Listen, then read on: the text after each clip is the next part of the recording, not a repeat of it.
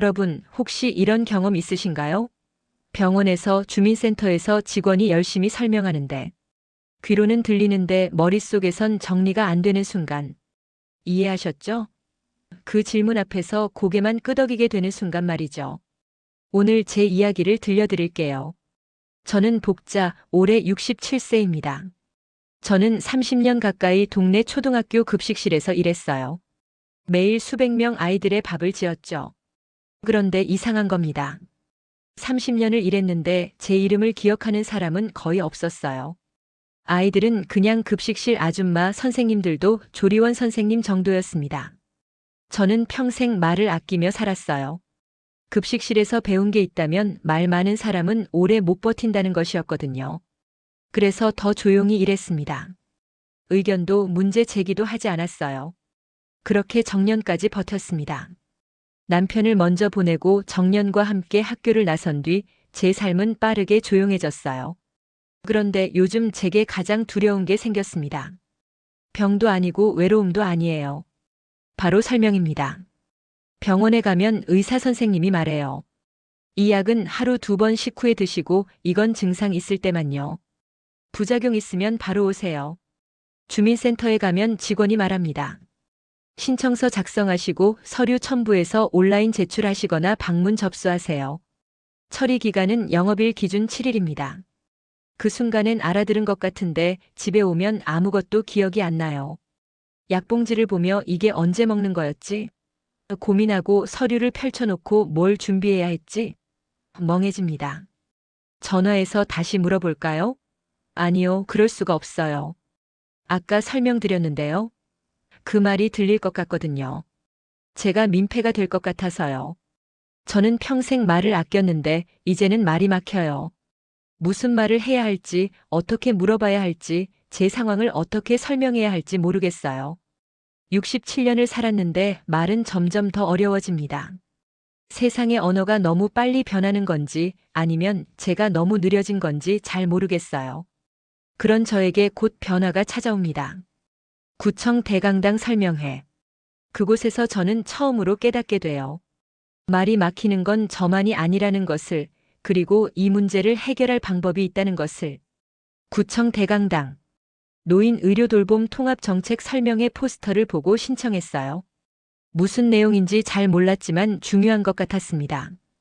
대강당엔 수십 명이 앉아 계셨어요. 다들 60대, 70대. 지팡이를 세워두고 돋보기 안경을 꺼낸 분들. 오늘 노인 통합 돌봄 체계에 대해 설명드리겠습니다. 스크린에 글자가 가득 찼어요. 커뮤니티 케어 기반의 통합 서비스 모델을 구축하여 수요자 맞춤형 케어를 제공합니다. 귀로는 들리는데 무슨 말인지 모르겠어요. 옆 할머니가 작은 소리로 물으셨어요. 이게 무슨 소리야? 저도 모르겠다고 고개를 저었습니다. 신청 자격은 만 65세 이상으로 ADL, IADL 평가 점수 기준 충족 시 가능하며 소득 분야에 따라 본인 부담금이 차등 적용됩니다. ADL, IADL, 무슨 약자인지 설명도 없이 지나갑니다. 스크린 글씨는 너무 작아 뒷자리에선 보이지도 않아요. 저는 볼펜을 내려놨습니다. 뭘 적어야 할지 모르겠더라고요. 주변을 보니 다들 비슷했어요. 고개를 가웃거리거나 멍하니 바라보거나 포기한 듯 팔짱을 끼고 계셨죠. 20분 후 질문 시간. 한 할아버지가 용기를 내셨어요. 우리가 받을 수 있는 건 뭡니까? 아까 설명드린 대로 자격 요건 충족 시 이용 가능합니다. 개별 문의는 참고로 부탁드립니다. 개별 문의는 창구로. 여기서 묻지 말라는 뜻처럼 들렸어요. 질문 시간은 5분도 안 돼서 끝났습니다. 저는 깨달았어요. 이 설명회는 우리를 위한 게 아니구나. 설명을 했다는 기록을 위한 자리구나. 주변엔 같은 표정들이었어요.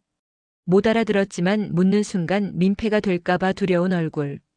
이해했다고 끄덕였지만 사실은 아무것도 모르는 얼굴. 바로 그때 뒤쪽에서 누군가 일어났습니다. 40대쯤 보이는 남자분. 지금 설명은 틀리진 않았습니다. 하지만 이분들 언어는 아닙니다.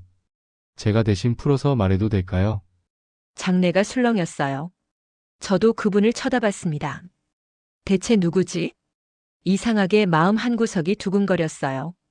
누군가 드디어 제 마음을 대신 말해준 것 같았거든요. 그분은 보호자로 온 것 같았어요. 옆에 어머니로 보이는 분이 계셨거든요. 평범한 중년 남자. 그런데 그분의 말은 평범하지 않았습니다. 사회자가 당황하며 말했어요.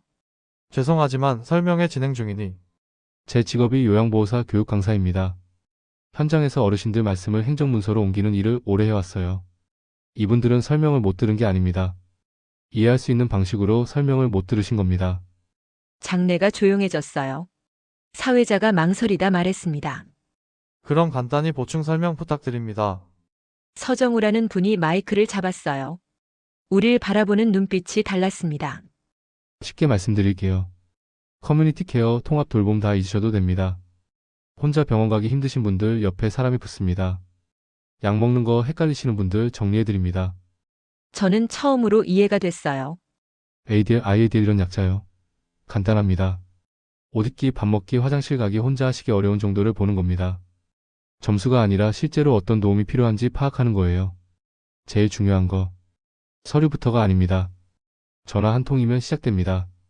주민센터에 혼자 생활하기 힘들다 이렇게만 말씀하시면 담당자가 집으로 나와요. 저는 메모지에 적었어요. 전화 한 통. 이건 제가 할 수 있는 일이었거든요. 본인 부담금도 간단해요. 돈 많으신 분은 좀 더 내시고 어려우신 분은 적게 내시거나 안 내셔도 됩니다. 정확한 금액은 그때 알려드려요. 주변에서 웅성거림이 들렸어요. 이번엔 이해하고 나서 서로 확인하는 소리였습니다. 여러분, 이 제도는 여러분을 위해 만들어진 겁니다. 이해 못하셨다고 주눅 들 필요 없어요. 설명이 어려웠던 거지 여러분이 이해력이 부족한 게 아닙니다.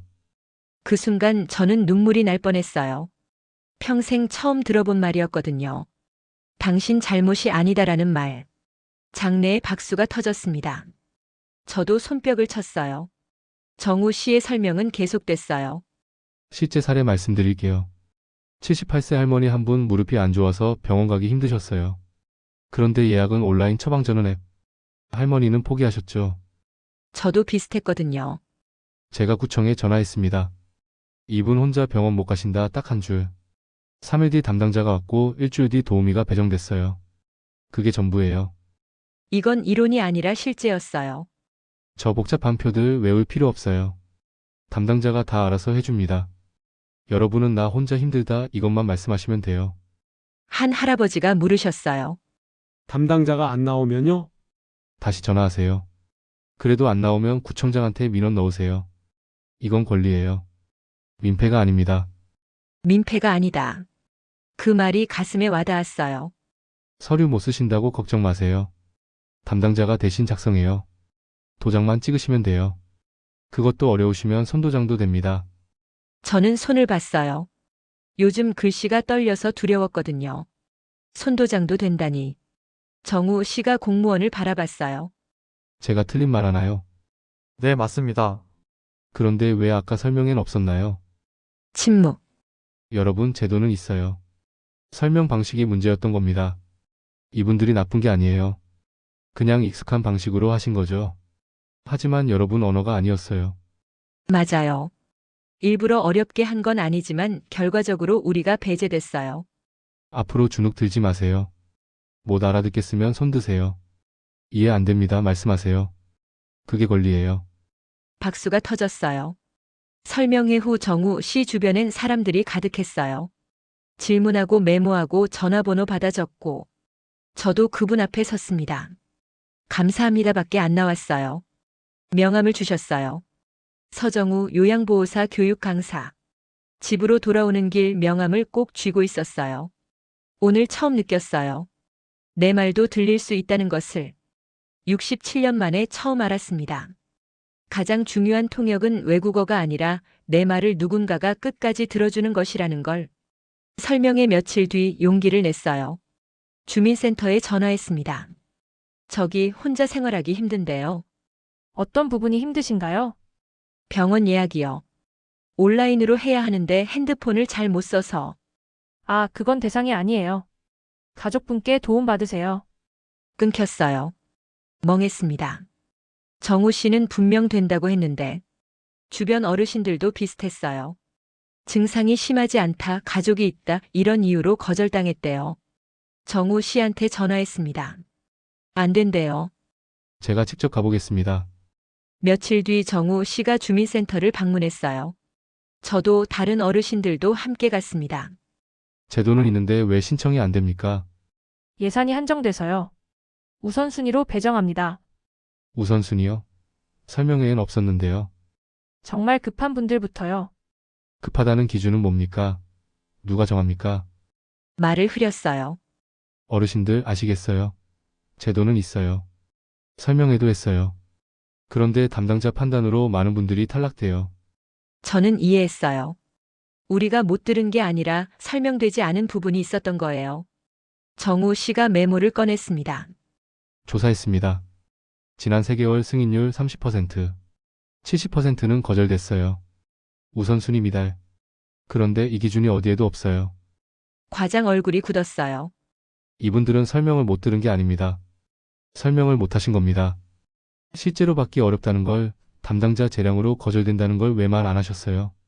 그날 이후 빠르게 진행됐어요. 정우 씨가 민원 넣었고 언론이 취재했어요. 노인 돌봄 제도 설명회만 요란 기사가 났습니다. 일주일 뒤 구청 공지. 우선순위 기준 명확화, 절차 개선, 재심사. 저도 전화 왔어요. 복자 씨, 다시 상담 받으실래요? 담당자가 집으로 왔어요. 제 이야기를 끝까지 들었어요.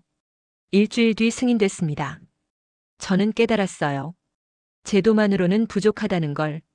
누군가 끝까지 물어봐야 한다는 걸. 승인 통지받고 며칠 뒤 정우 씨에게 감사 인사를 하러 갔어요. 요양보호사 교육원. 로비 벽에 사진이 걸려 있었어요. 그중 한 장에서 멈췄습니다. 낯익은 얼굴. 어린아이. 20년 전 모습. 혹시 박정우? 네? 어떻게 제 이름을? 박복자 네 고모 할머니. 정우 씨의 눈이 커졌어요. 고모 할머니? 20년 전. 큰 가족 모임. 대학생이던 정우가 어른들 말에 끼어들었어요. 그건 좀 불공평한 것 같은데요. 애가 어른 말에 끼어들어? 말 많은 애네. 저도 거기 있었어요. 말없이 설거지만 했어요. 정우가 저를 봤지만 저는 고개를 돌렸어요. 그 뒤로 정우는 모임에 안 나왔어요. 상담실에서 마주 앉았습니다. 그땐 내가 틀린 줄 알았어. 저도 화났었어요. 왜 아무도 제 말을 안 듣나? 미안해. 나도 급식실에서 평생 그랬거든. 말 많은 사람은 오래 못 버틴다고. 고모 할머니도 그렇게 사셨구나. 그런데 내 말 듣고 생각했어. 내가 평생 잘못 살았구나. 말을 아낀 게 아니라 권리를 포기한 거였구나. 넌 그때부터 알았니? 말해야 한다는 걸. 아니요.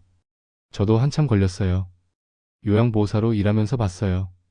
어르신들이 얼마나 참으시는지, 불편해도 아파도 괜찮다고만 하시는 거. 제 어린 시절이랑 똑같더라고요. 그래서 이 일을. 내 누군가는 해야 할 것 같았어요. 저는 정우를 다시 봤어요. 그 대학생이 이렇게 잘한 거였어요. 고맙다. 그리고 미안해. 그때 내 편을 들어줬어야 했는데. 이해해요. 아니야. 잘못이었어. 나도 평생 말 못하고 살면서 왜 너한테까지. 고모 할머니 이제 말씀하세요. 늦지 않았어요. 그럴까? 네, 제가 옆에 있을게요. 끝까지 들어드릴게요. 그날 처음으로 속마음을 털어놨어요. 30년 급식실이 얼마나 힘들었는지, 남편 보낸 뒤 얼마나 외로웠는지, 병원 갈 때마다 얼마나 두려웠는지. 정우는 끝까지 들어줬어요. 끊지도 판단하지도 않았어요. 저는 알았습니다. 가족이라는 건 이름만이 아니라 끝까지 말을 들어주는 사람이라는 걸. 몇 달이 흘렀습니다. 구청에서 연락이 왔어요. 폭자씨 지역 돌봄제도 모니터 요원으로 활동해 주실래요? 제가요? 직접 경험하신 분이 필요해요. 실제로 어떤지 알려주세요. 정우 씨도 공식 민원 조정 자문이 됐어요. 행정과 시민 언어 사이 통역 역할. 첫 회의 떨렸어요. 하지만 정우가 옆에 있었어요. 저는 처음 전화했을 때 거절당했어요. 제가 잘못한 줄 알았는데 설명이 부족했던 거였어요. 신청서도 너무 어려웠어요. 글씨가 작고 단어가 어렵고. 나중에야 도와준다는 걸 알았죠. 처음부터 말해주세요. 저희가 도와드릴게요. 이렇게요. 그럼 용기를 낼 수 있어요. 그날 많은 게 바뀌었어요. 양식이 쉬워졌고 도움이 필요하시면 언제든 연락주세요가 들어갔어요. 정우는 설명의 방식도 바꿨어요. 어려운 용어 대신 실제 사례로. 고모할머니 우리가 하는 일이 뭔지 아세요? 통역이에요. 어르신들 삶을 제도 말로 옮기는 통역. 제도 말을 어르신들이 이해할 수 있는 언어로 바꾸는 통역. 맞는 말이었어요. 고모할머니가 하시는 통역이 더 중요해요. 직접 겪으신 분 말씀이 훨씬 힘이 세거든요. 내가 이런 일을 하게 될 줄은. 저도요. 다시 만날 줄 몰랐어요. 함께 웃었습니다. 이제 저는 압니다. 평생 밥을 지어도 이름이 안 불렸던 것처럼 노년의 말도 누군가 건네주지 않으면 사라진다는 걸. 늦었지만 이번엔 제 말이 끝까지 전달된다는 걸. 어제 주민센터에서 젊은 직원이 말했어요. 복자 씨, 보고서 잘 읽었습니다. 많은 도움이 됐어요. 제 이름을 불러줬어요. 67년 만에 처음으로 누군가 제 이름을 부르며 고맙다고 했어요. 집으로 돌아오는 길 생각했어요. 인생에서 가장 중요한 통역은 영어도 일본어도 아니에요. 내 말을 누군가가 끝까지 들어주는 것. 그 말이 세상에 제대로 전달되는 것. 저는 67년 만에 배웠습니다. 이제는 다른 어르신들에게도 알려주고 싶어요. 당신의 말도 중요하다고. 들릴 수 있다고. 늦었지만 지금이라도 말할 수 있어서 다행입니다. 여러분도 주저하지 마세요. 이해 안 되면 물어보세요. 어려우면 도움 요청하세요. 그건 민폐가 아니라 권리니까요. 우리의 말은 중요합니다. 끝까지 전달될 자격이 있습니다. 여러분, 복자 씨의 이야기 어떠셨나요? 67년을 살면서 말을 아끼며 살았던 한 사람이 67년 만에 처음으로 자신의 목소리를 되찾는 이야기. 이건 단순히 한 사람의 이야기가 아닙니다. 지금 이 순간에도 병원에서, 주민센터에서, 은행에서 말이 막혀 고개만 끄덕이고 계신 수많은 분들의 이야기입니다. 이해하셨죠? 그 질문 앞에서 우리는 너무 오랫동안 침묵해왔습니다. 하지만 복자 씨가 보여준 것처럼 늦었다고 생각할 때가 가장 빠른 때입니다. 이해가 안 되면 물어보세요.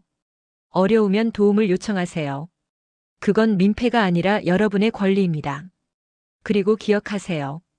여러분 곁에는 정우 씨 같은 사람들이 있습니다. 여러분의 말을 끝까지 들어줄 준비가 된 사람들이요. 인생에서 가장 중요한 통역은 영어도 일본어도 아닙니다. 내 말을 누군가가 끝까지 들어주는 것. 그리고 그 말이 세상에 제대로 전달되는 것입니다. 오늘 이 이야기가 여러분에게 작은 용기가 되었다면 좋아요 버튼을 눌러주세요. 여러분의 공감 하나하나가 더 많은 복자 씨들에게 이 이야기를 전할 수 있게 합니다.